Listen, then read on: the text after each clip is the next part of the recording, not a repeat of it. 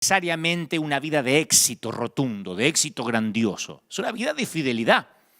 Es una vida de pasos pequeños. Y Dios sabía. Yo pienso que Dios, estoy convencido de que Dios sabe. Dios sabía que nosotros tendemos o tenemos la tendencia a deslumbrarnos con lo grande. Por eso Jesús relató las parábolas de la oveja perdida, de la moneda perdida, del hijo perdido, de la semilla de mostaza. Entonces, cuando uno va a las Escrituras y nota sus mensajes, los mensajes de Jesús, nota que trata de decirnos algo, que la vida espiritual es una vida, por lo general, diminuta, llena de decisiones pequeñas, íntimas. La vida espiritual son pasos pequeños hacia Dios, pequeñas vislumbres de su presencia, cambios insignificantes, movimientos imperceptibles. En el Evangelio de Marcos hay una historia de 4 versículos que cuando uno la lee parece más bien una digresión, o sea, algo que se sale de la línea del relato, en lugar de ser un evento significativo. Uno va leyendo las Escrituras y cuando llega a esa parte dice, es como que el autor se tomara una licencia y dice, voy a hablar de otra cosa que parece no tener importancia. Jesús acababa de despotricar en contra de las demostraciones excesivas de arrogancia, de hipocresía que tenían los fariseos. Y en ese momento, él se fija en una mujer de la cual nadie se apercibe. Cuando Jesús la ve, reconoce la inequívoca apariencia de la pobreza, ropas andrajosas, prendas gastadas, manchada con suciedad de años, arrastrando los pies sobre el piso del templo, y ella deja caer 2 moneditas en la caja de la ofrenda.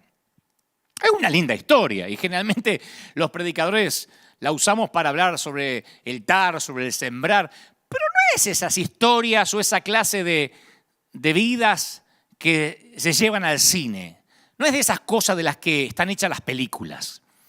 Porque por mucho que nos conmueva el sacrificio de esta mujer, ni siquiera se asemeja al drama de las vidas en peligro de los discípulos o de los héroes de la fe. Entonces, ¿qué es lo que hace que la historia de esta viuda sea poderosa? No es dramática, no es espectacular, no es revolucionaria, no es significativa, no sorprende. Son 4 versículos que aparecen ahí, casi, insisto, como algo que se desvía del relato principal. Como que no ayuda a la línea del guión. Es una historia íntima, una historia privada. Una mujer cuya presencia nadie nota y peor que eso, cuya presencia nadie se preocupa por notar. En el mundo en que vive ella es parte del paisaje, es un borrón en una multitud de rostros. Pero es un borrón fiel.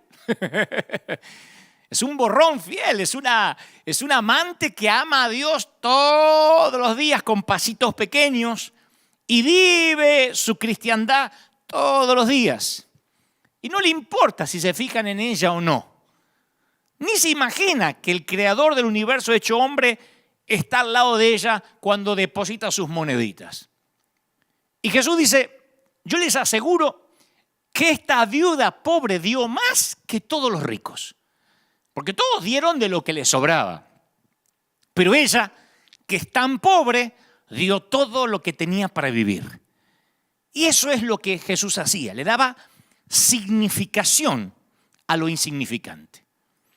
Jesús mostró la eterna diferencia que podemos hacer nosotros, la gente rota, la gente desprolija, la gente como nosotros, sin terminar, la gente que estamos en construcción. Él mostró lo que gente como nosotros puede significar para el reino. Yo crecí en un ambiente pentecostal, saturado de milagros. O sea que el culto tenía que ser de milagros. De eso se trataban los servicios. Si no había milagros, éramos como críticos de cine, como catadores de culto. ¿Cómo estuvo el culto hoy? Medio duro, hoy no hubo tantos milagros. O sea, uno iba al culto para ver milagros. En aquel entonces no íbamos a ofrecer un servicio al Señor, a adorarle, vamos a escuchar testimonios, ¿no? La mayoría de las personas que iban a la iglesia en ese entonces daban testimonio de los milagros recibidos durante la semana que había terminado. que el día antes de operarse desaparecieron los tumores. El pastor decía, habrá testimonio, y mejor que hubiera, si no te lo tenías que inventar. Entonces, si no había testimonio, se paraba uno y decía, yo doy gracias por la salvación de mi alma, el perdón de mis pecados y la sanidad de mi cuerpo. Y se sentaba, que era la de siempre. Venía hace 20 años agradeciendo por lo mismo, pero calificaba como milagro si no había otro más sorprendente o más actual. Pero la gente se paraba. El pastor decía, habrá testimonios hoy, tiempo de testimonios. Entonces se paraba la gente y decía, yo conseguí trabajo de una manera sobrenatural. Había como 300 en la fila y me eligieron a mí. Aleluya, gloria al Señor. Otro decía, yo conseguí estacionamiento cuando no había estacionamiento en todo el parqueo. Yo fui, justo había un espacio para mí. Gloria al Señor. Entonces los testimonios eran parte de mi niñez en la iglesia. De hecho, nuestra conversión, la conversión de los Gebel, fue porque mi mamá fue sanada de un cáncer terminal. Ella tenía pólipos intestinales, pólipos en la matriz, cáncer. Y un 1 de mayo de 1975, Dios sanó a mi mamá. Pero en esos días, y a partir incluso de la sanidad de mi mamá, para mí Jesús era como un gran mago. Porque siempre decían, Jesús quiere hacer un milagro. Deja que te haga un milagro, como si fuese un mago que está pidiendo hacer trucos, pero no lo dejan. Entonces siempre era Jesús, y así eran las campañas evangelísticas, hacían unos pasacalles, porque no había en ese entonces redes sociales, ni hashtag, ni memes, ni publicaciones virales. Entonces se hacían pasacalles que decían, Cristo salva, sana y liberta. Todos los días, menos los lunes. Porque los lunes era el día que no había campaña, ¿no? Cristo salva, sana y liberta todos los días, menos los lunes. Pero era eso, como que Cristo ofrecía milagros. Y yo creo en los milagros, como creía cuando era niño. Pero me desconcertaba que a veces la gente, otra gente de la misma iglesia, perdía el trabajo. O tenían un accidente. O se enfermaban. Esos eran los que, a la hora de los testimonios, calladito la boca. Porque eso no eran testimonios. Decir, perdía el trabajo, eran pedidos de oración, no era testimonio. Si a lo mejor al final se llamaba al altar, pasaban los que habían perdido el trabajo, los que se habían enfermado, pero se tenían que callar a la hora de los testimonios. Porque los testimonios era para que todos glorifiquemos a Dios. Y a mí me sorprendía que mi mamá había sido sanada de cáncer, pero otros morían de cáncer en la misma iglesia. Del mismo cáncer que fue sanado mi mamá. Entonces yo me preguntaba, ¿dónde estaba Dios? ¿O por qué Dios era tan arbitrario? ¿Por qué Dios era tan parcial? Lo más fácil era decir, lo que pasa es que el hermano se enfermó porque estaba en desobediencia. Yo me acuerdo de eso. Pastor, ore por mí porque esta semana me engripé muy fuerte y lo que pasa es que usted tiene un pecado oculto. Por eso la fiebre y la gripe no se le va. Yo escuchaba eso. Le agarró una enfermedad porque no estuvo firme. O escuché decir, si alguien se moría, por ejemplo, de la iglesia, la explicación era, Dios se lo llevó para que no se pierda. Dios sabía que si le daba vida se iba a perder en la droga, prefirió llevárselo. Y esa era la justificación de por qué Dios no lo había sanado. Después Dios quiere sanarte, Él quiere sanarte. Y si alguien no se sanaba, uno se sentía hasta con culpa de no sanarse. Sentía hasta vergüenza ajena del que no se sanaba o del que no recibía el milagro. Con los años de peregrinar cristiano, yo empecé a descubrir que la oración no funciona como una máquina de café donde uno introduce la petición y cae la respuesta y le agrega un chorrito de leche.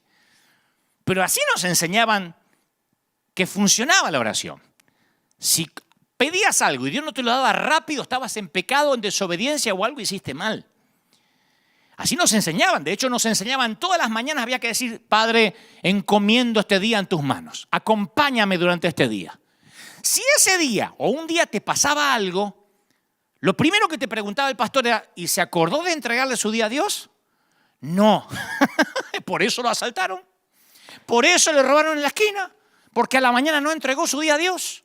Entonces decía, ay, sí, es que salí corriendo, me olvidé. ¿Y vio? ¿Cómo no quiere chocar el auto así? Ahora, Dios llena los cielos y la tierra. Si somos cristianos, Él vive en nosotros por el Espíritu Santo. Necesitamos asegurarnos con una frasecita que Él nos va a acompañar. Dios dice, ay no, como no me pediste y no me entregaste el día, ahora que te roben en la esquina. Necesitamos decir la frasecita para estar bajo la cobertura. O si chocábamos con el auto o teníamos algún accidente, nos decían, seguro no oraste antes de salir. Apenas te subes al auto, antes de prender el motor. Porque si prendías el motor y no habías orado, tampoco valía la oración. Antes de prender el motor, antes de encender el auto, tienes que orar. Porque si no, puedes tener un accidente en la ruta. Y yo me acuerdo que a veces uno decía, no oré, y frenabas en la banquina porque si no nos vamos a matar en la esquina. Como que Jesús era un amuleto. Si salías sin orar ese día, Jesús no estaba contigo. No te tenía por qué cuidar porque te olvidaste de orar.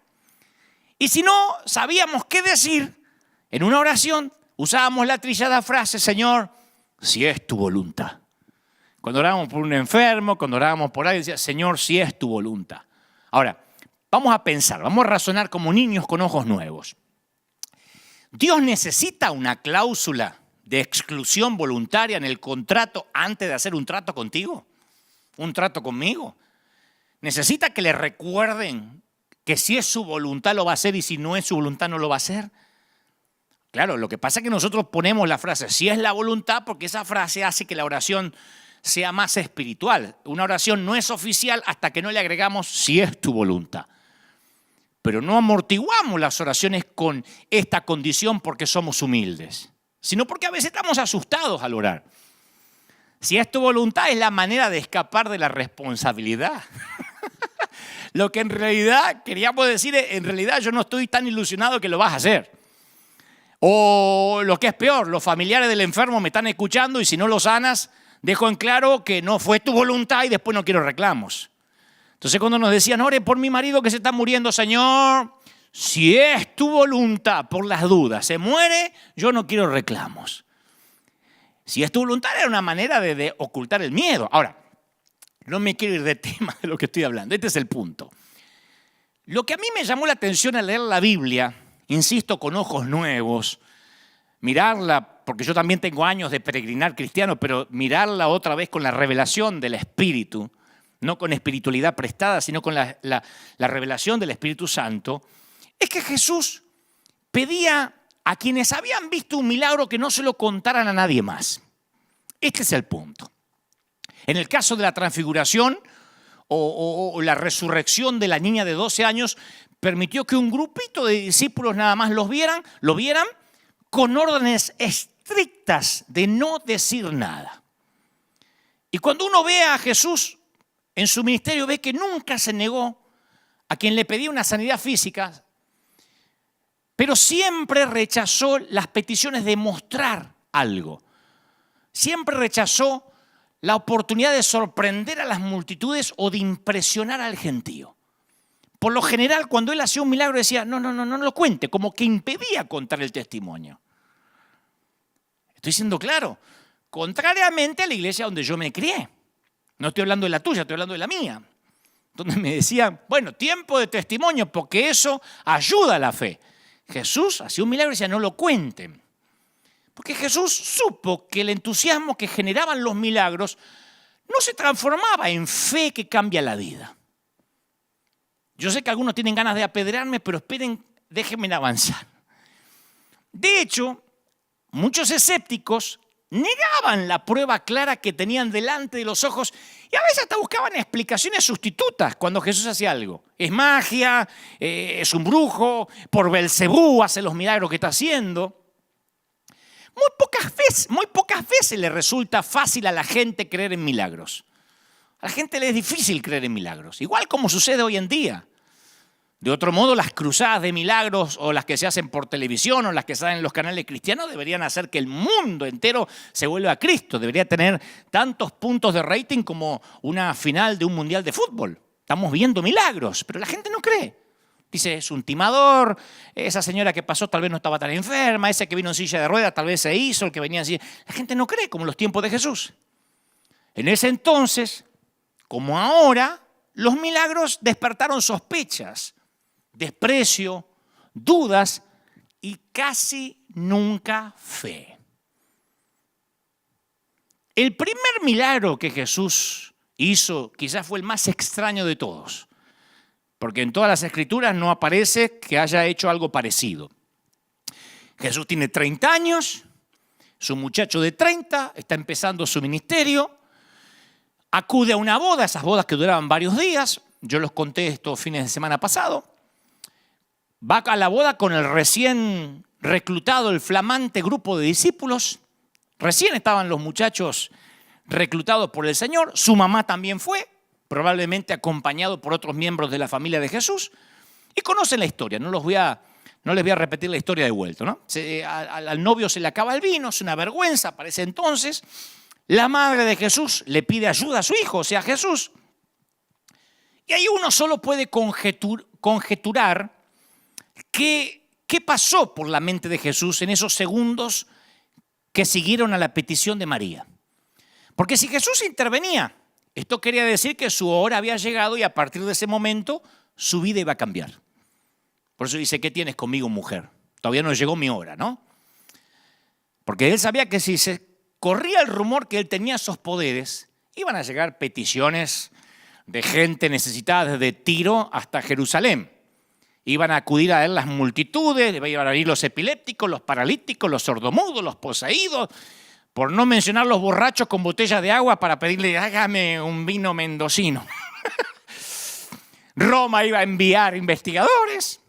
O sea, iba a comenzar una cuenta regresiva que no se iba a detener hasta el Calvario. Entonces Jesús, el mismo que cuando estaba ayunando en el desierto, repudió el desafío de Satanás de convertir piedras en panes, tomó una decisión. No se pierdan esto. Es el mismo Jesús que le dijo a Satanás, no tentarás al Señor tu Dios. Cuando le dijo, tienes hambre, convierte esta piedra en pan. Y ese mismo Jesús está en la boda. Aparentemente quien se está casando es su amigo, quizás de la infancia, que quizás fueron al colegio juntos. Y dice, llenen esas tinajas de agua, le dice a los sirvientes. Las llenaron de agua en forma milagrosa, el agua se transformó en vino y sirvieron el mejor vino. El vino escogido que se solía servir al principio cuando los paladares todavía están en condiciones de discernir, ¿no? Esto pasa en cualquier fiesta hasta el día de hoy. Después de 3, 4, 5 días de fiesta le puedes dar querosén, le puedes dar nafta y dice qué rico, pero ese vino que los paladares disciernen apenas llegan a la boda, ese lo sirvió al final. Entonces los milagros de Jesús no suelen contradecir a las leyes naturales, sino más bien, como dijo alguien, y nunca me lo olvidé, reproducen la actividad normal de la creación a una velocidad diferente y a una escala menor. Porque no era la primera vez que Dios con el agua hacía vino. Dios creó la vid y le enseñó a la vid a succionar agua de sus raíces y con la ayuda del sol a convertir ese agua en un jugo que fermenta y toma las cualidades de un vino, siguiendo el proceso correcto. De esta manera, cada año, desde el Génesis hasta ahora, Dios convierte agua en vino. Esos milagros no eran nuevos para Jesús. Del barro, Dios formó el primer cuerpo humano. Y fue barro lo que Jesús usó para poner el repuesto en la cavidad ocular de un ciego. Él sabía que tenía que poner un repuesto donde no había y se acordó que con su padre así habían hecho al primer ser humano. Del mismo modo, todos los días el sistema inmune de nuestro cuerpo realiza milagros silenciosos de sanidad. Pero claro, en una forma menos sensacional que las sanidades que Jesús realizaba.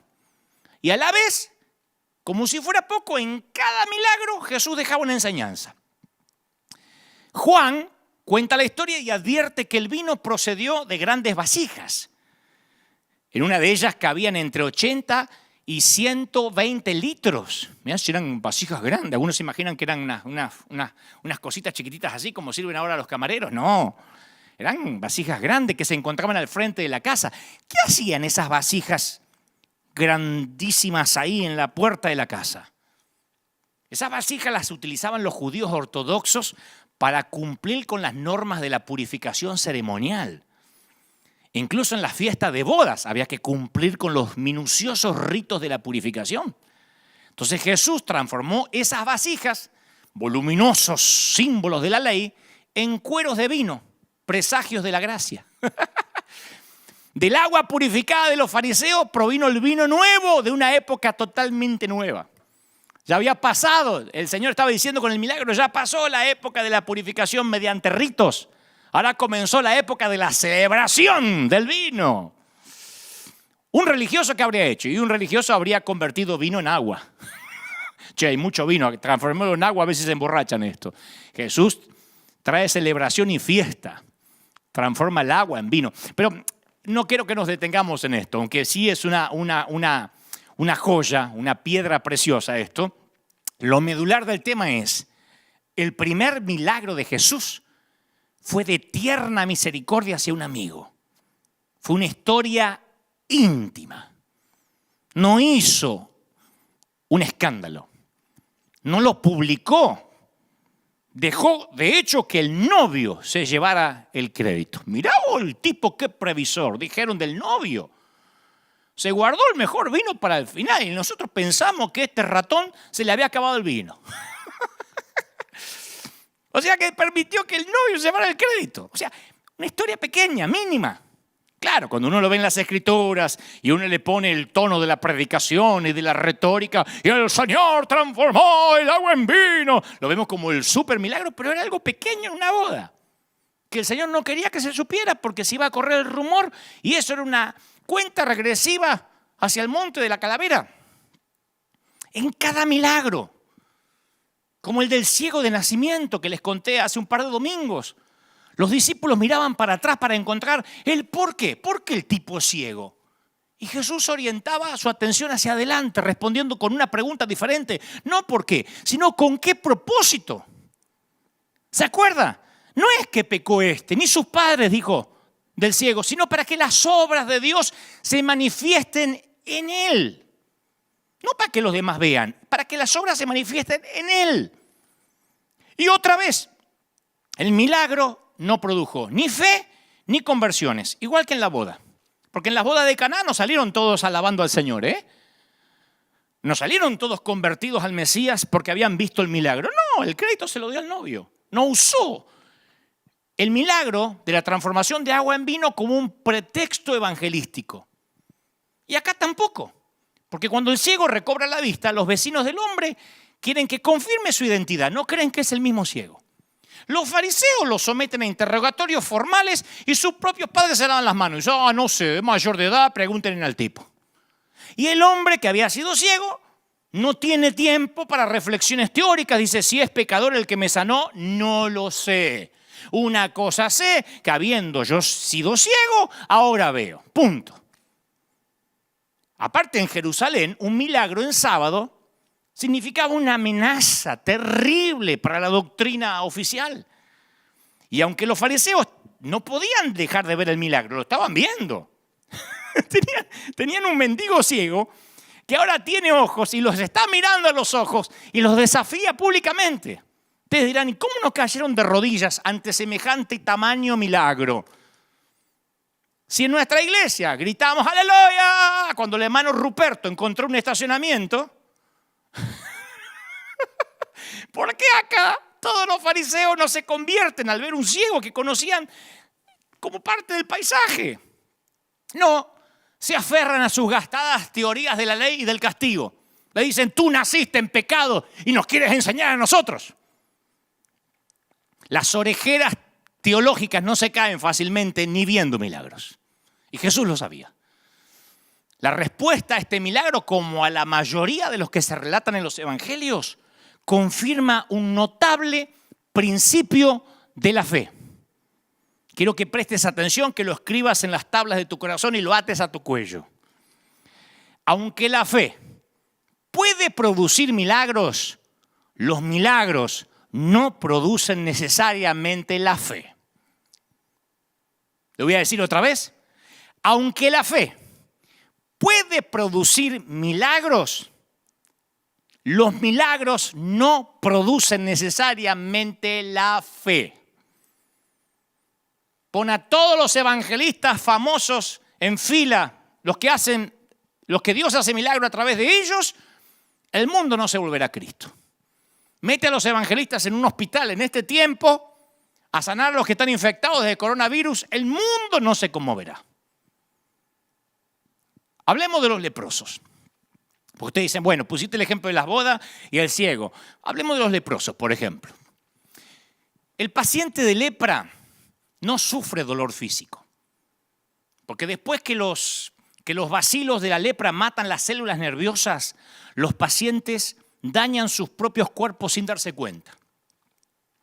Un paciente con lepra, por ejemplo, puede caminar todo el día sobre tornillos afilados, llenarse de astillas, rascarse el globo ocular y reventarse el ojo sin darse cuenta. La lepra es muerte a centímetros. Y cada una de estas acciones destroza tejidos y puede conducir a la pérdida de una extremidad, a la pérdida de la visión. Por eso parecían zombies en Medio Oriente, zombies literalmente caminando, porque a ninguno de los leprosos le duele perder un miembro. Las ratas por las noches suelen comerle sus dedos y no se dan cuenta. Están durmiendo y cuando se levantan le faltan dedos, las ratas se lo comieron. Casi todo el dolor que experimenta un leproso no viene del cuerpo, viene de afuera.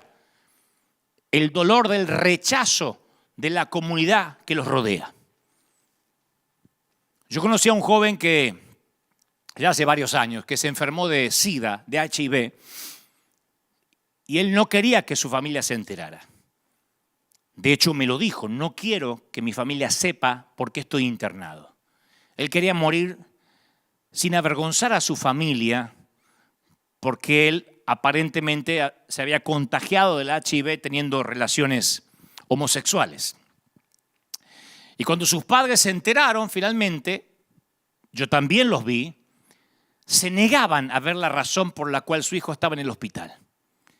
Y su propia madre, y me consta, que había traído ese cuerpo al mundo, no quería tocarlo. Y se aseguró que no apareciera en ningún récord del hospital, o sea, en ningún archivo del hospital, que tenía SIDA. A todos les dijo que murió de cáncer. La madre decidió no verlo en sus días finales. Y este muchacho murió sin recibir de su madre el toque que le hubiera ayudado a sanar su alma. Porque ella no quería, no tenía esperanza de que se iba a sanar. Él quería abrazar a su mamá y de alguna manera pedirle perdón. Sus padres eran cristianos. Él quería pedirle perdón por irse así. Pero su madre se negó a verlo, dijo, a mí me hace mal. Y no me quiero enterar, no quiero saber ni lo que tiene. No quería escuchar al médico. Me contaba alguien cercano a la familia que cuando el médico iba a dar el parte decía, no, doctor, él lo que tiene es cáncer. Y el médico decía, no tiene cáncer. Sí, él tiene cáncer, es otro tipo de cáncer. No querían verlo. El HIV, el virus del corona, cualquiera de esas cosas, sin intentar comparar patologías, es la lepra de nuestro tiempo. Vean los enfermos de COVID-19 cómo mueren solos, envueltos en bolsas de nylon, de algún modo leprosos, sin que nadie pueda despedirlos, sin que nadie pueda abrazarlos, simplemente tras una asepsia o tras unos nylon o unos protectores, un médico, un tipo que nunca vieron en la vida o un enfermero, es quien los despide en el último viaje a la eternidad, ni siquiera sus nietos, ni siquiera sus hijos. Esa es la lepra actual. Así que yo me puedo imaginar la indignación de la multitud cuando uno de esos parias pasa entre ellos para echarse a los pies de Jesús. Es como que ahora estamos aquí, todos con la mascarilla, con la distancia social, y alguien viene estornudando diciendo, ¡tengo corona! ¡Tengo corona! ¡Vengo a que me ore! La gente se enfadaría. Yo no vine acá a contagiarme, vine a adorar a Dios, gritaríamos. O gritarían unos cuantos. Y este leproso grita, Señor, si quieres, puedes limpiarme. No dijo si puedes, no desconocía el poder de Dios, no dudaba de su poder. Dijo, es probable que no quieras y lo entenderé. Si no quieres, lo voy a entender. Nadie me quiere tocar, nadie me quiere orar, nadie me quiere sanar. Mateo, Marcos y Lucas incluyen la misma contundente frase. Jesús extendió la mano y lo tocó. Otra historia íntima. Y ese simple contacto con Jesús acabó con su estado de desequilibrio emocional, desequilibrio almático. La respuesta de Jesús estableció una pauta para la iglesia. No sanó al leproso para que la gente dijera, ¡aleluya! ¿Cuántos creen? ¿Cuántos leprosos hay aquí? Hagan la fila. No fue para eso. Fue para marcar un precedente para la iglesia. Tenemos medicamentos para personas con enfermedades como la lepra. Y quizá pronto descubran una vacuna contra el corona. Pero esos medicamentos no tratan el problema principal, la enfermedad de no ser deseado. Las consecuencias sociales siempre son más severas que las físicas. Antes guardaban cuarentena en una colonia para leprosos, pero el antiguo Oriente no fue la única cultura que aislaba a sus heridos. Nosotros ya no construimos colonias, pero levantamos paredes. Me estaba acordando esta semana cuando en mi congregación se excluía a alguien de la iglesia. Se esperaba el día de la Santa Cena, que era el día que había más congregación. Y entonces decía, hermano fulano, hermano Federico, ¿dónde está? Usted va a ser excluido de la congregación porque ha mirado el televisor. Porque mi papá, teníamos en casa un televisor blanco y negro, esos que tenían lámparas adentro, y esos televisores calentaban. Entonces papá decía, en nuestra iglesia era pecado mirar televisión. Y papá decía que no la miraba, la teníamos ahí para la venta, la íbamos a vender. Pero mirábamos tele, porque papá decía, yo vamos a mirar tele, quería ver una serie, él era fanático de Bonanza, así que ponía Bonanza, y un día tocan el timbre en casa y era el pastor, y así que apagó rápido la tele, pero quedaba el puntito, ¿te acordás que quedaba el puntito? Así que estábamos así, espera que no se va el puntito, porque te quedaba un puntito así en el medio, que a veces te daba 1 hora y media hasta que se vaya el puntito.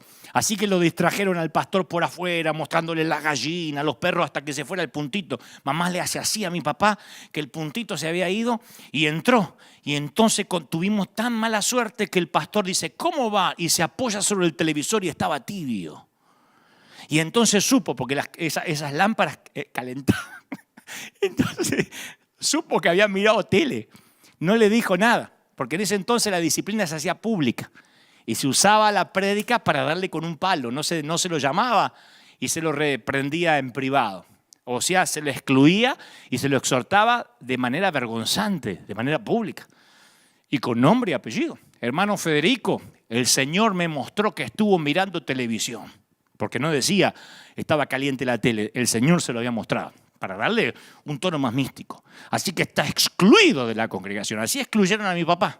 Mi papá estuvo casi 15 años excluido de la comunión. No le negaron el saludo porque había mirado Bonanza.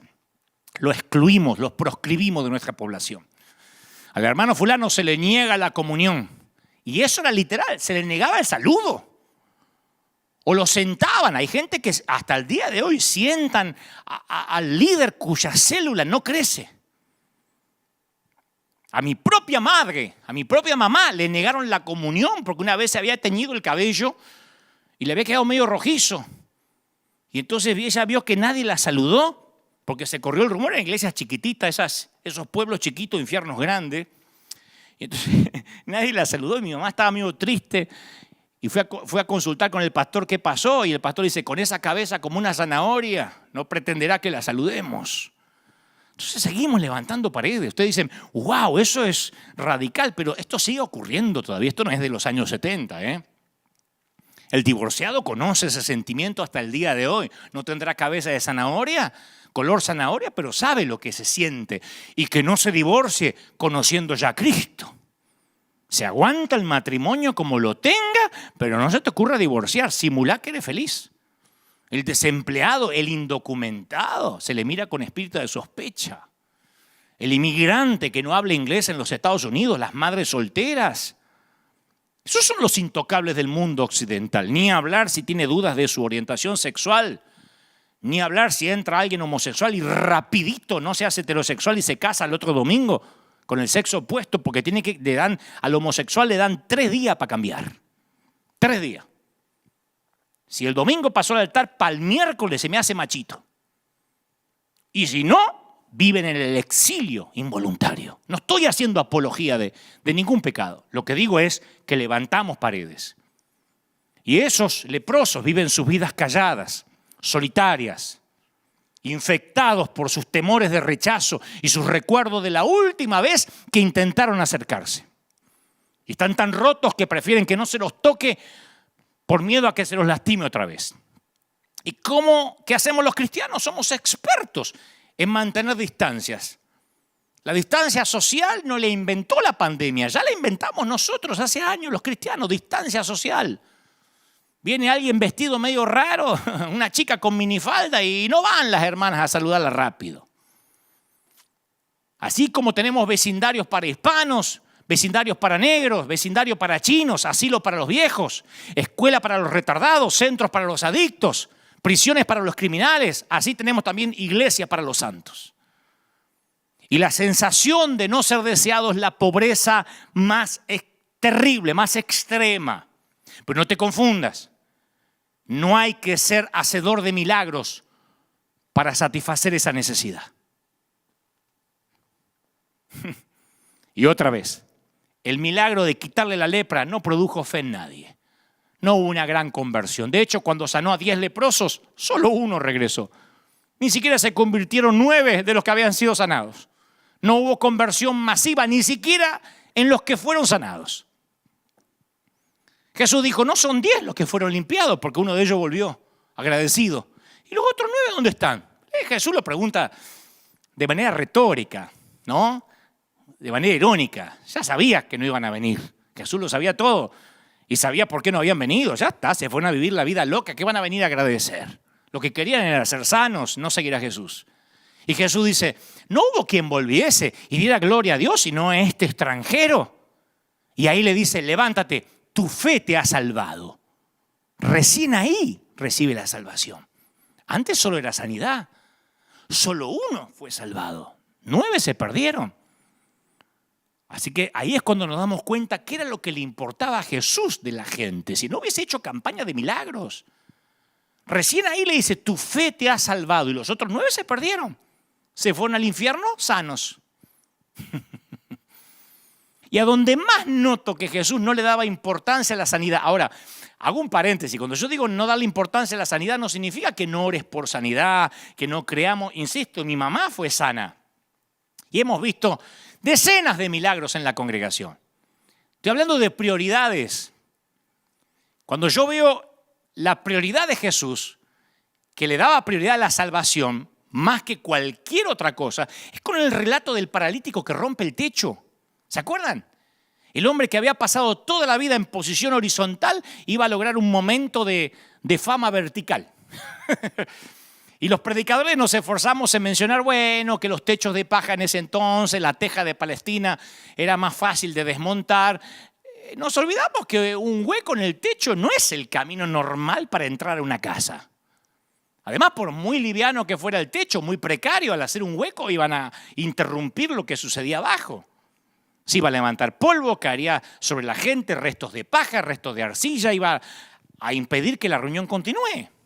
Pero ahí viene la reacción inesperada de Jesús. Cuando Jesús vio la fe de ellos, poniendo en relieve el papel de los 4 amigos que acompañaban al muchacho lisiado, dice, hijo, tus pecados te son perdonados. O sea que la fe nunca dejaba de impresionar a Jesús y sin duda esta cuadrilla de demolición de 4 hombres había demostrado tenerla. Pero aún así Jesús confundió a los que asistían al servicio. ¿Quién era Jesús para perdonar pecados? Y ahí empiezan los expertos religiosos a debatir acerca del derecho de Jesús a perdonar pecados, sin hacer caso del paralítico que está en medio de los escombros. Y Jesús silenció el debate con palabras enigmáticas, pero que resumen la actitud hacia la sanidad física. Le dice, ¿qué es más fácil? ¿Decirle al paralítico, tus pecados te son perdonados? ¿O decirle, levántate, toma tu lecho y anda? Y aunque dejó en suspenso la pregunta, todo su ministerio da la respuesta. La curación física es muy fácil, sin duda alguna, para Dios. Para sanarlo bastaba una orden. Pero para perdonar los pecados tenía que subir a la cruz. Jesús nunca se encontró con una enfermedad que no pudiera curar, un defecto congénito que no pudiera corregir, un demonio que no pudiera exorcizar, pero sí se encontró con escépticos que no pudo convencer y con pecadores que no pudo convertir y con fariseos que no pudo hacerlos cambiar. Lo que pasa es que el perdón de los pecados requiere de un acto voluntario de arrepentimiento de parte del receptor. Por eso algunos de los que escucharon las palabras más elocuentes acerca de la gracia se fueron sin arrepentirse. Pues para que sepáis que el Hijo del Hombre tiene potestad para perdonar pecados, le dijo Jesús al sanar al hombre. Y esa es una ilustración de lo inferior al servicio de lo superior. Jesús sabía que el desequilibrio espiritual tiene un efecto más devastador que cualquier dolencia física. Él sabía que alguien sanado sin arrepentirse no hacía sentido. Jesús no vino a sanar las células del mundo, sino vino a sanar sus almas. Si no, habría hecho, insisto, una gran cruzada de milagros en Alejandría, en Roma, en Jerusalén, y todos se habrían convertido. Pero los milagros no producen fe. La fe produce milagros. Un programa de 2 horas por televisión de milagros no producen fe en los escépticos. Y hasta por ahí nomás en los creyentes. Yo lo he visto incluso en nuestra congregación. Mientras están contando los testimonios, la gente corre al estacionamiento para que no les agarre el tránsito ni el trancón. O están hablando, mirando el celular. ¿Qué tenía usted? No podía caminar. Corra para allá, corra para acá. ¡Aleluya! Y la gente masticando chicle. Lo que pasa es que como vivimos en cuerpos materiales, le damos poco valor al mundo del espíritu. Y Jesús dedicó mucho tiempo a asuntos como la hipocresía, el legalismo, el orgullo, los celos, la falsa santidad, el fingimiento. ¿Quién conoce un ministerio por televisión que se dedique a sanar esos problemas? Pero conocemos muchos que se centran en dolencias físicas. La mayoría de la gente se siente atormentado por el más leve sufrimiento físico. ¡Ay, ore por mí, pastor, que me duele la cabeza! Rara vez se siente atormentado por el pecado. Y cuando se trata de milagros, Jesús tiene prioridades muy diferentes que la mayor parte de sus seguidores. Solo un milagro aparece en los 4 evangelios, que se realizó en las verdes colinas a orillas del mar de Galilea cuando la popularidad de Jesús iba en aumento. Se presentó el problema de la alimentación. ¿Se acuerdan? Les había predicado por horas, tenían todos hambre. Había, 5.000 hombres sin contar, sin mencionar mujeres y niños. Y Jesús toma 2 peces salados, 5 pequeños panes y realiza el milagro que todos estaban esperando. 3 de los evangelios, de los evangelistas, se detienen ahí. Solo Juan habla de lo que pasó luego. Dice que después de haber disfrutado por un día el milagro, querían otro. Lo que pasa actualmente, querían otro. ¿Nos puede hacer otro? Y ahí es cuando Jesús se muestra brusco y acusa a la multitud de tener motivos egoístas, de desear solo alimento para el estómago. Les decía, yo soy el pan de vida, cabezones. Yo soy el pan de vida. Si no coméis la carne del Hijo del Hombre y bebéis su sangre, no va a haber vida en ustedes. Pero ellos querían fast food, ellos querían comida rápida, querían hamburguesa, papa frita, querían empoderarse, querían pactar para comprar la casita, querían pactar para tener el auto, querían frotar la lámpara del genio y tener sus 3 deseos. Y no iban a renunciar fácilmente a su sueño. Es como pretender que la gente que acude a una noche de milagros venga a la reunión de oración durante la semana. No estoy criticando otras iglesias, pasa acá también. Acá hacemos cadena de 7 días en tiempos tradicionales, que son 7 días donde oramos por milagros y oramos por prosperidad y por la gente trae sus peticiones, repleto siempre, lunes, martes, miércoles, jueves, viernes, sábado, domingo, decimos vengan a orar y es un grupito así. Así somos. Y en los tiempos de Jesús encima había una vieja tradición judía que enseñaba que el Mesías iba a renovar la práctica de Moisés, se creía, de servir el maná diario, que no iban a tener que trabajar, que les iba a haber maná todos los días, igual que el éxodo de Israel, creían eso. Y cuando vieron la multiplicación de Jesús, de los alimentos, dijo, eso es lo que hizo Jesús, lo mismo que Moisés. Entonces con el milagro del día anterior, todavía haciéndoles la digestión, pidieron otra señal milagrosa. Se habían vuelto adictos con una sola comida. Querían otro congreso de empoderamiento. Pero esa no era la clase de Mesías que esperaban. Ellos querían un Mesías que le hiciera muchos milagritos. Así pasó en la sinagoga. Señor, hemos escuchado que en las bodas de Caná transformaste el agua en vino. ¿Nos puedes hacer un milagro aquí? Y él dijo, no. Ustedes están ciegos, pobres y desnudos. Se van a morir en pecado. Nunca les dio pan y circo porque se lo pedían. Entonces la multitud inquieta empieza a dispersarse. Lo mismo que comieron. Yo sé que estás pensando, yo veo a Jesús tomar unos pececitos, unos panes, y comen un promedio de 8.000, 10.000 personas, no me muevo más de al lado de él. No. Vieron el milagro, como no les hizo otro, empezaron a dispersarse y empezaron a quejarse. Y hasta los discípulos empezaron a decir, dura esta palabra, Señor, ¿quién la puede oír? Vamos a ver si vamos cambiando un poco el mensaje, porque así no vamos a reclutar mucha gente.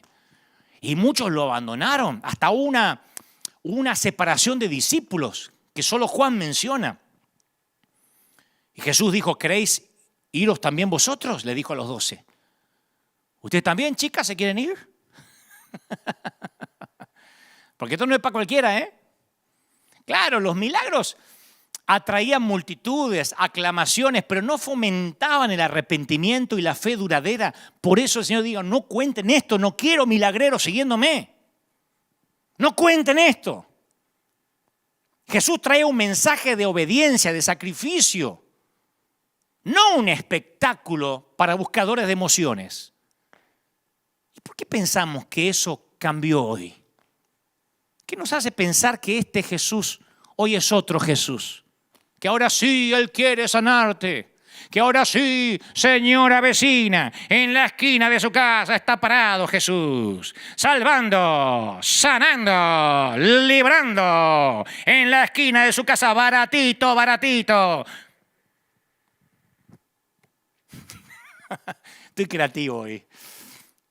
El Mesías no iba a salvar al mundo con intervenciones de pan y circo. Iba a salvarlo con su propia muerte. Y Jesús dijo, la generación mala y adúltera es la que demanda señal. Digo, al que le quepa el poncho, ¿a dónde están los pastores ahora? ¿Por qué no sanan el coronavirus? La generación mala y adúltera son los que exigen señales. Eso dijo Jesús cuando alguien le pidió que desplegara sus poderes. Él dijo, yo no soy un superhéroe de Marvel. Querido evangelista, colega, recuerda estas palabras cuando quieras usar los milagros como anzuelo. Si usas los milagros como anzuelo, tendrás un público de generación adúltera y malvada.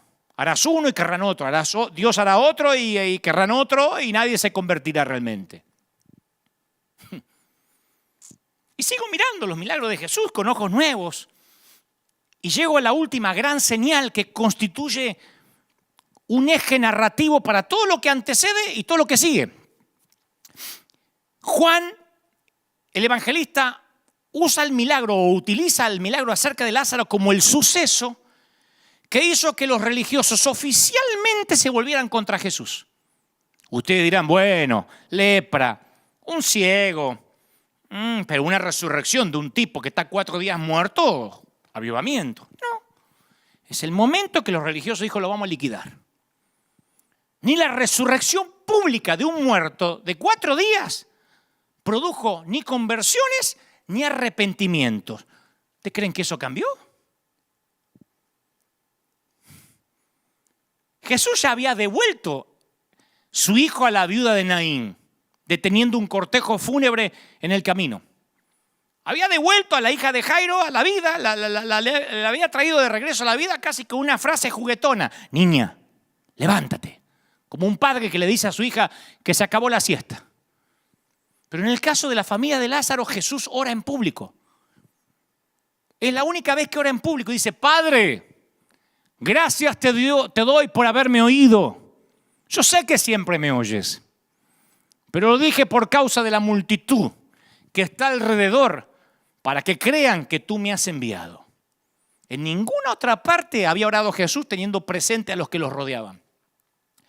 Pero la resurrección de un hombre, Lázaro, no iba a resolver el dilema del planeta Tierra. No nació el evangelio de Lázaro. ninguna resurrección de ningún mortal alcanzaba. Era necesaria la muerte y la resurrección del propio Hijo de Dios. Por eso no encontramos algo como el avivamiento de Betania. Que Jesús, a partir de lo de Lázaro, todos trajeron sus muertos y empezó el avivamiento de Betania. De hecho, Juan agrega el detalle irónico que el milagro de Lázaro selló el fin de Jesús. Hasta acá llegó, dijeron. Y desde aquel día acordaron matarlo. A partir de ese día, las señales y maravillas de Jesús se acabaron. Entonces, al leer los relatos de algunos milagros de la época de Jesús, encuentro en ellos un significado muy diferente al actual de nuestras iglesias. Y es una autocrítica, muy diferente. Jesús le dijo a los incrédulos, si no oyen a Moisés y a los profetas, tampoco se persuadirán, aunque alguno se levantare de los muertos. Eso es un principio. Aunque una iglesia hoy se ponga a orar en contra del coronavirus y milagrosamente el virus desaparezca sin vacuna, nadie se va a arrepentir. El 9/11, el 11 de septiembre, cuando los aviones secuestrados por terroristas impactaron contra las torres más altas de Nueva York, las iglesias se llenaron durante semanas. Y después se tomaron vacaciones y empezaron a ir otra vez para Navidad y para Pascuas. Ni siquiera las grandes tragedias hacen que el mundo corra a los pies de Cristo. Ni los grandes milagros ni las grandes tragedias. Los golpes de emoción no producen conversiones verdaderas. Está resucitado Lázaro y los sacerdotes y los principales tratan de encubrir el milagro, tratando de matar de nuevo a Lázaro. Dice que planificaban también matar a Lázaro. Tenemos que matarlo al tipo este. Sí, pero resucitó y bueno, matémoslo. Yo pienso que si lo mataba y lo volvía a resucitar, lo volvían a matar, lo volvía a resucitar. Con la prueba contundente de un milagro con patas, un tipo que caminaba entre ellos, conspiraron para destruir esa prueba. Gente, los milagros nunca cambiaron a la gente o la forzaron a creer o produjeron arrepentimiento. Y este es el secreto. De no ser así, no habría habido lugar para la fe. Bienaventurado el que creyó sin ver. Las señales siguen a los que creen. Los que creen nunca siguen a las señales. Y si seguían a las señales es porque en realidad nunca creyeron.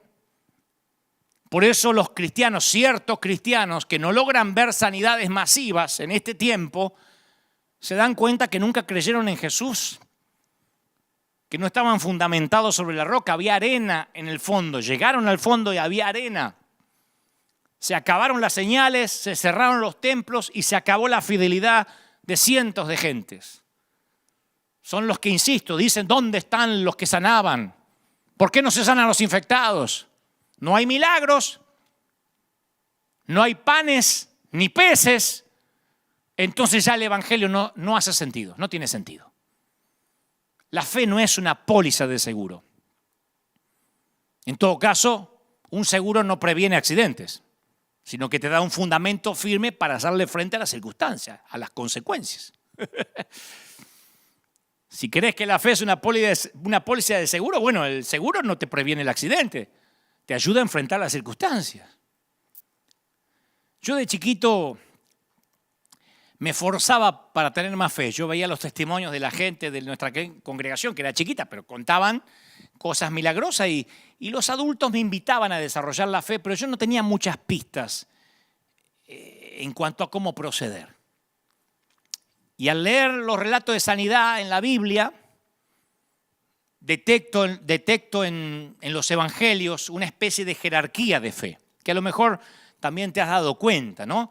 En la parte más alta de la jerarquía están quienes impresionaron a Jesús con una fe valiente, con una fe inquebrantable, un centurión, un impertinente mendigo ciego, una persistente mujer cananea. Y esos relatos de fe, cuando yo los leo, siempre me hacen sentir incómodo hasta la fecha, porque rara vez yo tengo una fe semejante. Muchas veces me desaliento ante el silencio de Dios, como te pasa. Y cuando mis oraciones no tienen respuesta rápida, yo confieso que tengo deseos a veces de renunciar, de no volver a pedir. Muchas veces he hecho grandes eventos que creía que Dios me mandó a hacer. Creo que Dios me los mandó a hacer, y cuando yo tenía que enfrentar las deudas por años, superclásicos que yo hacía en Argentina, eran de un día, había 70.000 personas y después yo estaba 2 años para pagar. Y a mí se me iba la fe. Así que por esa razón yo le decía: Señor, vos te llevaste la gloria y me dejaste las deudas. Entonces, pero era parte del proceso, ¿no? Por esa razón yo busco más abajo en la jerarquía para encontrar personas de menos fe. Y me alienta enterarme que Jesús pareció dispuesto a trabajar con cualquier destello de fe, con cualquier historia íntima de fe, por débil que pareciera. Me aferro a los tiernos relatos de cómo Jesús trató a los discípulos que lo abandonaron y luego dudaron de él. El mismo Jesús que alabó la fe valiente de los que están en la parte alta de la jerarquía, también reavivó la fe fluctuante de sus discípulos. Y me consuela hasta la confesión del padre del muchacho que estaba poseído, que le dijo a Jesús: creo, pero ayúdame en mi incredulidad. ¿Se acuerdan? ¿Crees? Sí, pero ayúdame, que estoy muy incrédulo. Incluso a este hombre vacilante se le concedió lo que pedía. Yo te conté que los Gebel nos convertimos por la sanidad de mi mamá. Allá un 1 de mayo de 1975. Y rara vez, primera vez que lo voy a decir, en público. Rara vez quien fundamenta su fe en un milagro suele permanecer. El 1 de mayo de 1975 dudo que los Gebel, cuando hablo de los Gebel hablo de mis papás y mi mamá, yo tenía 7 años, dudo que hayan tenido un encuentro real con el Señor. No fue hasta mucho más tarde. Ellos, mi papá, al ver que mamá se sanó, que en vez de oficiar un funeral tenía a la vieja viva, dejó el alcohol y empezamos a congregarnos.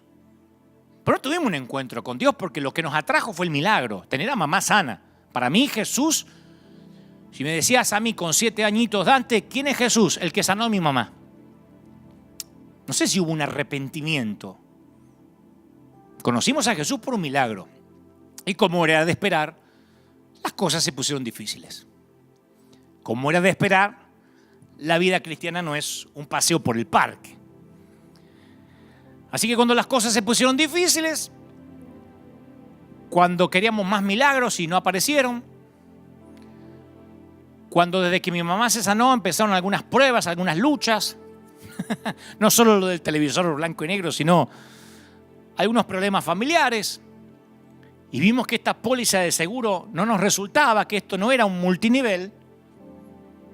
Papá se empezó a enfriar, mamá también. 6 años más tarde de aquella primera sanidad, los Gebel decidieron apartarse del camino del Señor. Disfrazado de espiritualidad, claro. Nadie dice, me voy al mundo.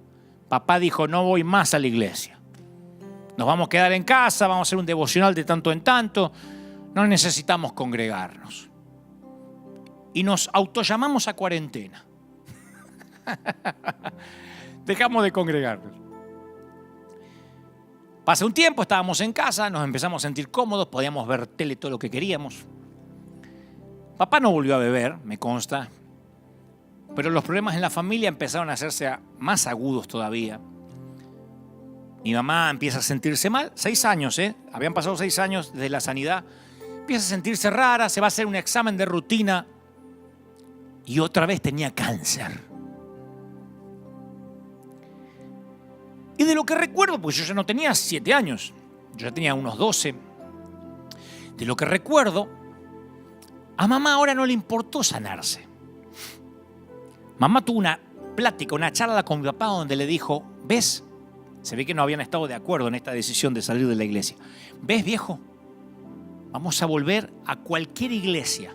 Mi papá decía, sí, pero hay que ver una sana doctrina. Me importa un cuerno en la doctrina. Yo quiero arrepentirme, yo quiero que nos arrepintamos. Si no me sano, no importa. Si me tengo que morir, me voy a morir. Pero yo quiero que estemos en una iglesia. Sí, pero ¿a dónde vamos a ir? Yo no conozco ninguna. A una que esté por acá cerquita, porque antes de eso, la primera iglesia donde mamá se sanó quedaba lejísimo. Para los de Buenos Aires, para que tengan una idea geográfica, nosotros vivíamos en Billinghurst y la iglesia estaba en Delviso. Así en Barrio Pinazo, Delviso, yendo para Pilar. O sea que todos los días hacíamos 1 hora y pico por la ruta 8. No había autopista del Sol, no había nada para ir a congregarnos. Tal vez fue eso lo que de alguna manera incidió, entre otros factores, para que mi papá se cansara. Pero ahora mamá dijo, busquemos una iglesia acá cercana. Ya no le importaba sanarse, quería tener un encuentro con el Señor. Y la iglesia más cerca que nos quedaba era la iglesia que daba unas cuadras, una iglesia de un pastor italiano. No era pentecostal, asamblea cristiana, una iglesia muy amada. Fuimos muy felices ahí el tiempo que estuvimos. Y el pastor amadísimo, pastor que actualmente está en la presencia del Señor. Fuimos toda la familia, mi papá, como hicimos en Argentina, la cabeza agacha, la frente marchita, y todos. Ahí se nos fue el ánimo de criticar. Ahí no importaba si había orquesta, porque nos habíamos ido de la otra iglesia porque no compartíamos con esto, no compartíamos lo otro, no nos gustaba. Acá no preguntamos nada. Mamá estaba enferma de cáncer, nos vimos alejados de Dios y lo que hicimos fue arrepentirnos. Mi mamá lloró todo aquel servicio, un culto cortito era. Mi papá también lloraba en la iglesia del italiano, que no se le entendía nada, porque los italianos tienen esa particularidad. Años en Argentina y todavía hablan atravesado. Entonces mi mamá, cuando termina el servicio, le dice a mi papá, estaba mi hermano, yo, dice, vamos a pedir al pastor que nos ore. Pero este no era un pastor como el que había orado por mamá hace años. El primero era brasileño. Viste que a los brasileños les encanta. Vamos ahora a reprender a Satanás. Mas Jesús la va a sanar esta noche. No era de la Iglesia Universal. Era de la Asamblea de Deus de Brasil. Pero este pastor no, nada que ver. Cantaron una canción, un himno de gloria. Ni siquiera himnario de Sión, que era lo que nos gustaba a nosotros. Himnario de gloria. Y terminó. Y dijimos, se acerca mi mamá y dice, mire, yo fui sanada ya por Dios hace muchos años. Y quiero que usted ore por mí. Entonces el pastor Tano dice, guarda, sorella, lo come pastore parlerò a Dio. Mi intenzione è di pregare a Dio, Mi intenzione è di pregare a Dio, E se Dio vuole, resta in salute, capaci sana. Ma se non è in volontà di Dio, forse muori, capisci? Potrebbe essere morto y va a ir a paradiso. Estaba diciendo, yo voy a orar. Pues no prometo nada. Si se muere, se va para el paraíso. Nosotros estábamos mirando así, estábamos deprimidos antes que empiece. No prometo niente. Dio è soberano. O sea que Dios era soberano. Sorella, hermana, la cosa principale è che è stata salvata. C'è stata salvata? È stata salvata? Sì, io estoy salvata. Io estoy salva. È la principale. E va a paradiso. E se è morto, e se è morta, va a paradiso. E la cosa principale è salvata. No dijo, vamos a orar, ahora empodérate, haz un pacto. Le dijo, yo voy a orar. Y con esa oración improbable, mínima, Dios volvió a sanarla ahí mismo. Y nos congregamos mucho tiempo con ese amado pastor. No le faltaba fe, pero no era lo suyo. Orar por milagros. Y fue brutalmente honesto. Pero la fe de los Goebbels ya nunca más estaría fundada en un milagro. Aunque parezca raro, no salimos felices confesando, porque ahí no, mi mamá ese día en el altar no se pudo hacer un análisis, ni sintió nada. Pero salimos diciendo, realmente repitiendo las palabras del pastor en castellano. Si Dios quiere, mamá, te vas a sanar, y si no, te vas a ir con Él, pero ahora tenemos nuestro corazón en Él, no en lo que Él puede hacer. Claro, porque yo de chico veía los milagros como magia. Ahora de grande los veo como señales. Cuando Juan el Bautista languidecía en la cárcel, Jesús le envió informes de sanidades y resurrecciones para demostrar que sí, él era el Mesías. Pero poco tiempo después, Juan murió en manos de un verdugo. O sea que el mensaje de Jesús a Juan no lo hizo nada para aliviar su condición física, ni lo sacó de la cárcel. Independientemente de esto, el mensaje sí expresó la naturaleza del reino que Jesús había venido a iniciar. ¿Me explico? El reino que Jesús había venido a iniciar era un reino de liberación, en el que los ciegos verían, los tullidos andarían, los sordos oirían, los leprosos quedarían limpios y los pobres serían liberados. Pero para algunos poquitos la liberación se produjo cuando Jesús andaba recorriendo los caminos de Galilea y Judea. Para otros, Juan el Bautista, los discípulos de Jesús entre ellos, no lograron para nada su liberación aquí en la tierra. Los milagros que realizó hicieron vislumbrar lo que debía ser el mundo. Algunos ven los milagros de Jesús como una interrupción de las leyes del universo físico. Pero como señales, sin embargo, desempeñan precisamente la función opuesta. La muerte, el deterioro, la entropía, la destrucción son las verdaderas interrupciones de las leyes de Dios. Los milagros son los destellos de esa restauración. ¿Me explico? Las curaciones que Jesús realizó no son milagros sobrenaturales en un mundo natural. Fueron las únicas cosas naturales en un mundo que no es natural, que está demonizado, perdido y herido. El que tenga oídos que oiga. Voy a regalarte esta última historia íntima para terminar. No es de la Biblia, es de la congregación. A los 76 años de edad, Gertrudis, decidí cambiar el nombre para preservar su identidad. Gertrudis me gusta. Es muy similar al que ella tiene. Gertrudis comenzó a preocuparse a sus 76 años por los jóvenes de su iglesia, de modo que se ofreció como voluntaria para ayudar en el grupo juvenil. ¿Qué le gustaría hacer?, le pregunta al líder juvenil, a ver, una anciana. Y ella dice, no sé, pero a Dios y a mí se nos va a ocurrir algo. Gertrudis no era buena para hablar en público y se sentía demasiado mayor para participar en los juegos, en las dinámicas. Pero tomó fotos de cada uno de los chicos del grupo juvenil. Pedía permiso, decía, ¿te puedo sacar una foto? Y tomaba fotos. Luego las imprimió, las fotos las colocó sobre unas tarjetas y escribió una información biográfica en la parte de atrás de cada tarjeta. Marina, de novia con Juan. Su papá es inconverso, su mamá trabaja limpiando casas. 3, 4, 5 cosas, una Wikipedia mínima de cada uno. Se memorizó la cara y la información de cada tarjeta y después se paraba en la puerta de la iglesia. Y a medida que entraban los jóvenes le daba la bienvenida a cada uno por su nombre. ¡Kevin! ¿Cómo estás? ¡Hey! Kevin sorprendido. ¿Cómo anda el Barça? ¿Y Messi? Me parece que va a dejar el club, ¿o es un rumor?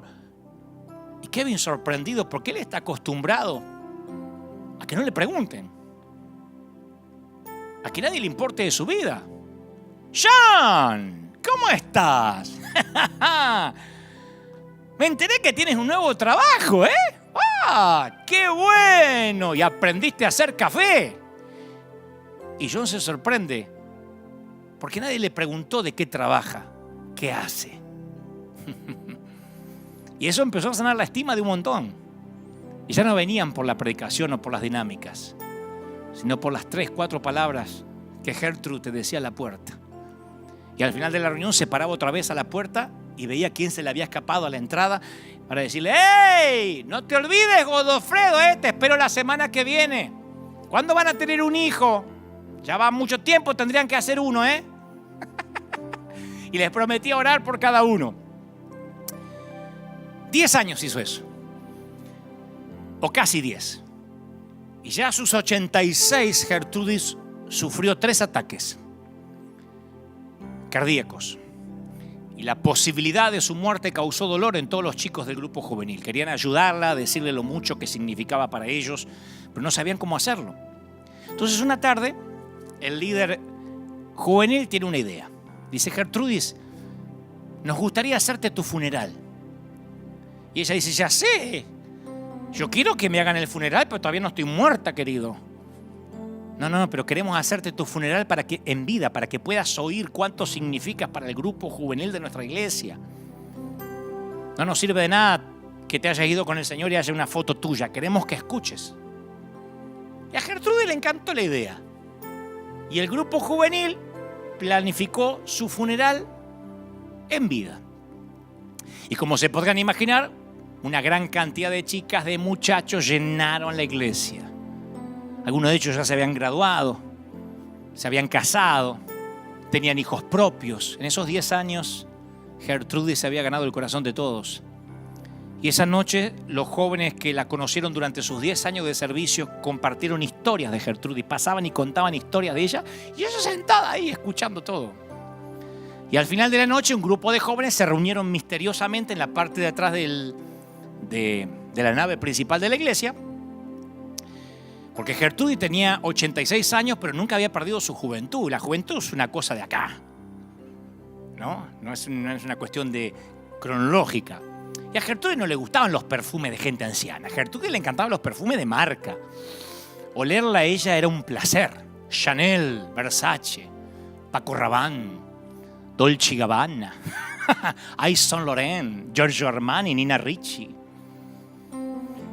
Y cuando los jóvenes llegaron adelante, vinieron con una botella gigante y costosa de Dolce & Gabbana. Y la rompieron y derramaron sobre los pies de Gertrudis, ungiéndola de gratitud, llenando de perfume todo el lugar. Y ella se sentía una reina. Porque al igual que la viuda que depositó sus 2 monedas en el templo, Gertrudis había dado lo que podía.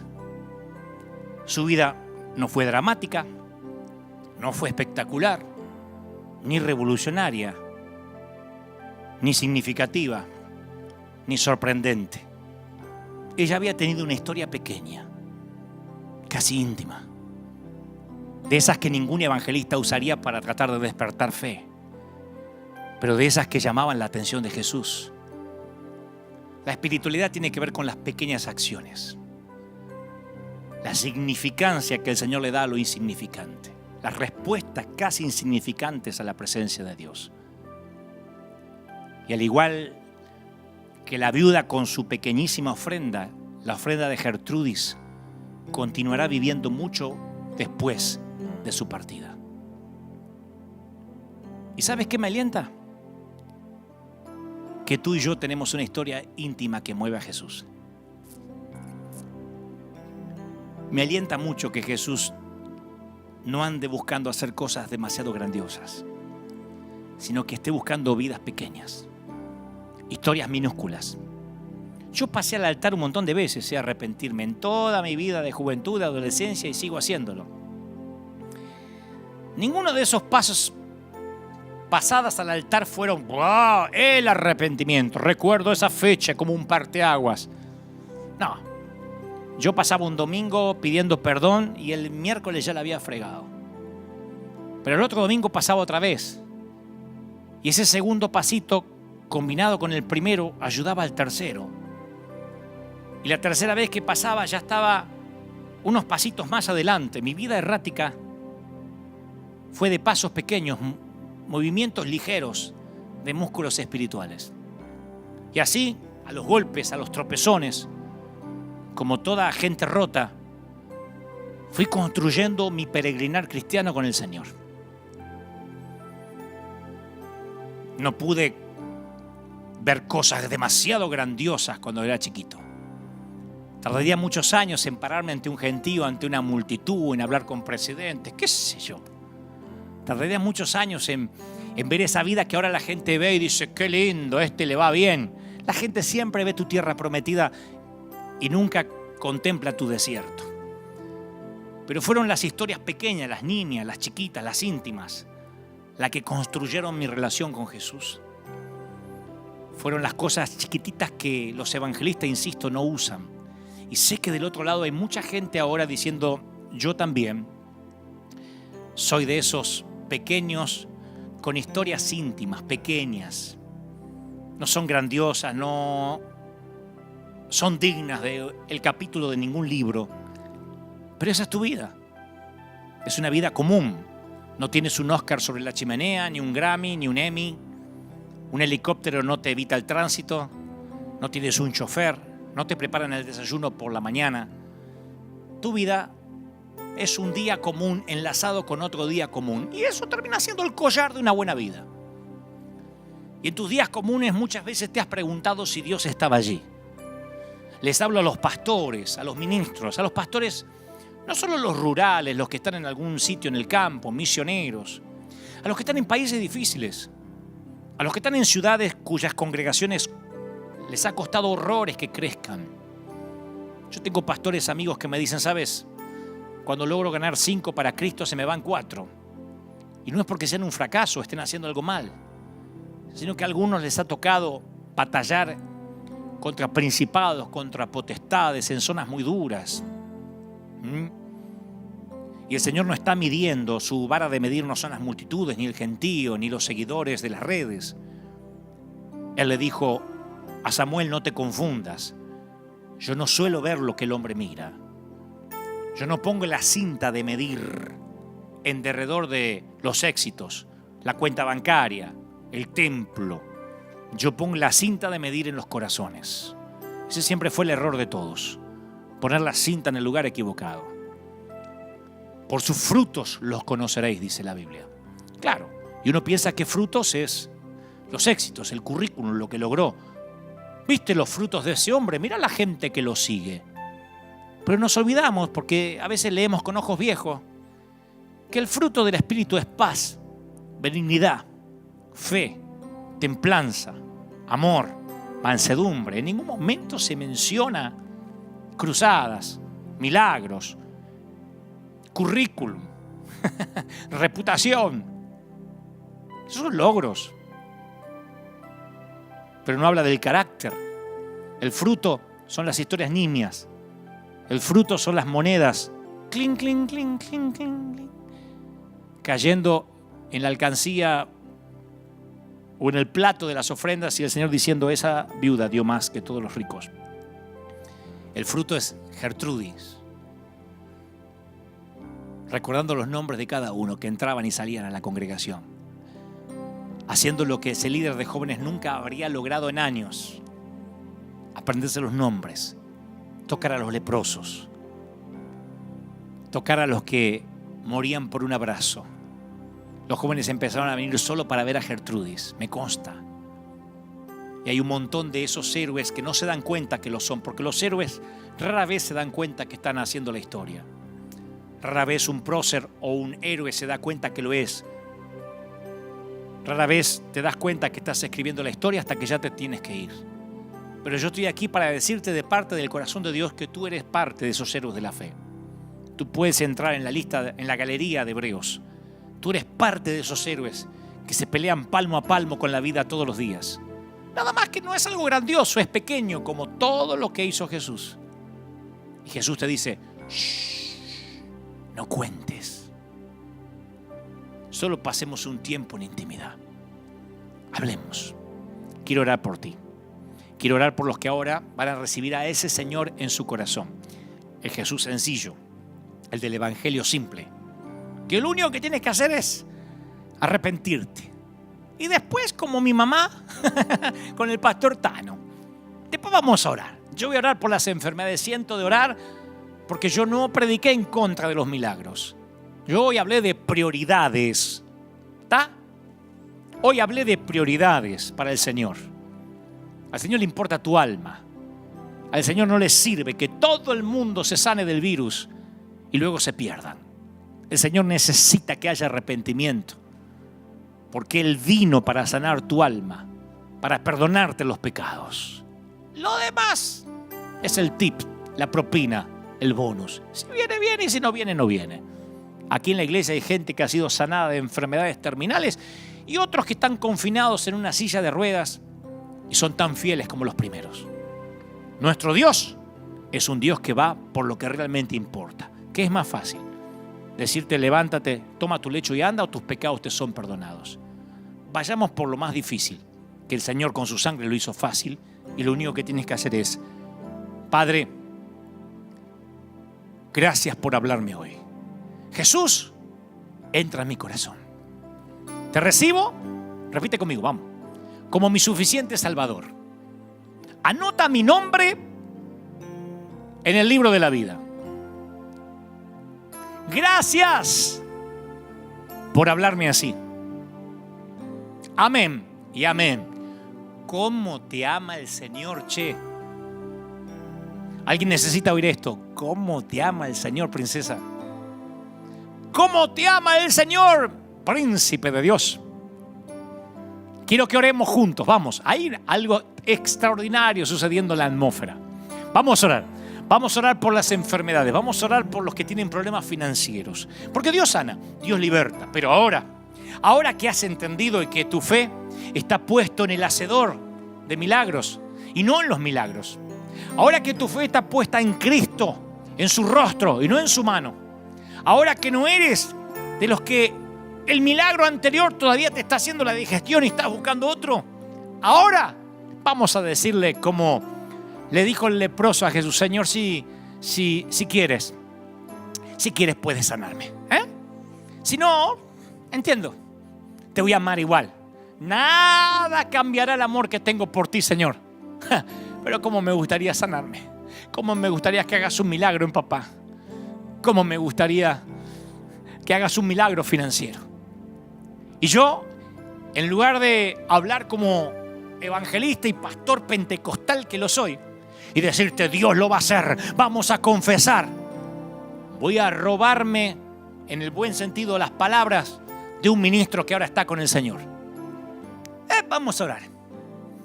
Si Dios quiere, va a sanar. Si no, al paradiso. Si resultó con mamá, va a resultar